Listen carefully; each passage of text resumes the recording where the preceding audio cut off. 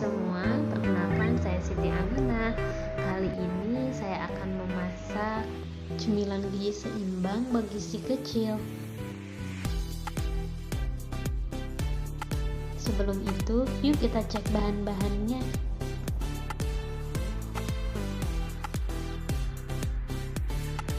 Pertama-tama kita akan mengupas 400 gram kentang.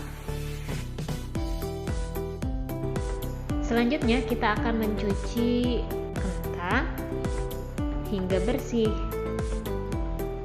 sampai air cucian kentang terlihat cemerlang dan tidak berwarna coklat.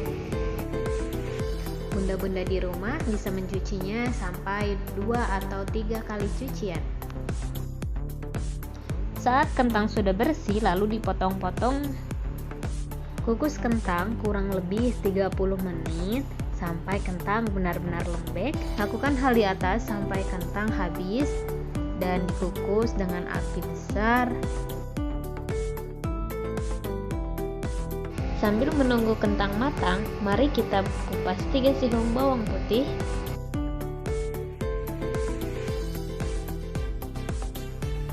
Langkah selanjutnya yaitu memotong bawang putih sampai halus.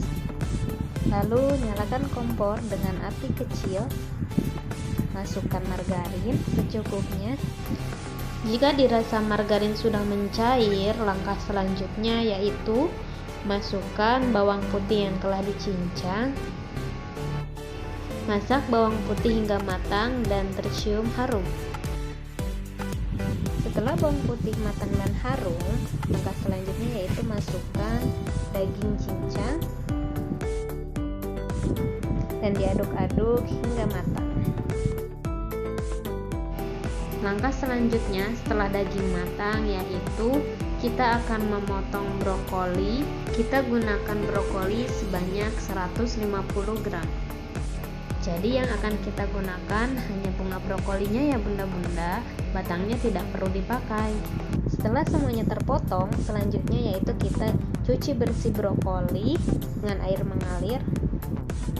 Setelah dirasa brokoli bersih, maka masukkan brokoli ke dalam kukusan, lalu kukuslah brokoli sampai matang kurang lebih 15 menit. Sambil menunggu kukusan brokoli, selanjutnya kita angkat kentang yang sudah dikukus. Setelah ditempatkan ke dalam piring, maka hancurkan kentang dan jangan menunggu sampai kentang dingin karena akan berpotensi keras. Maka hancurkanlah kentang ketika masih panas. Setelah kentang berhasil dihancurkan, maka masukkanlah 1 butir kuning telur ke dalam kentang. Sebelumnya kita angkat dulu brokoli yang sudah dikukus matang. Setelah diangkat, langkah selanjutnya yaitu cincang kuntum brokoli sampai halus.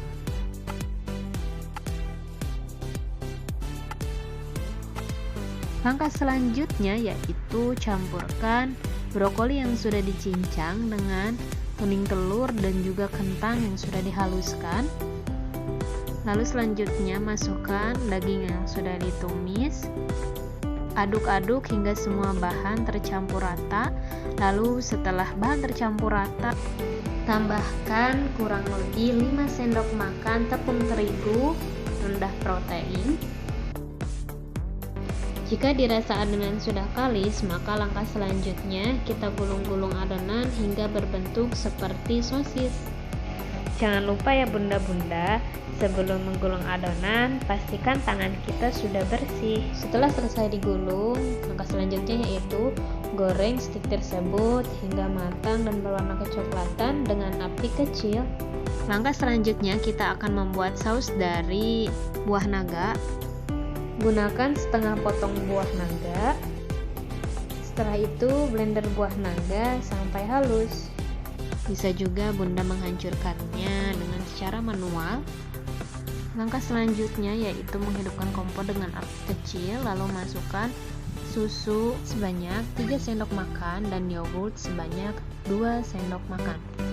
Selanjutnya yaitu masukkan blenderan buah naga ke dalam susu dan yogurt, dan saus naga yang kita buat dimasak tidak sampai mendidih ya bunda-bunda.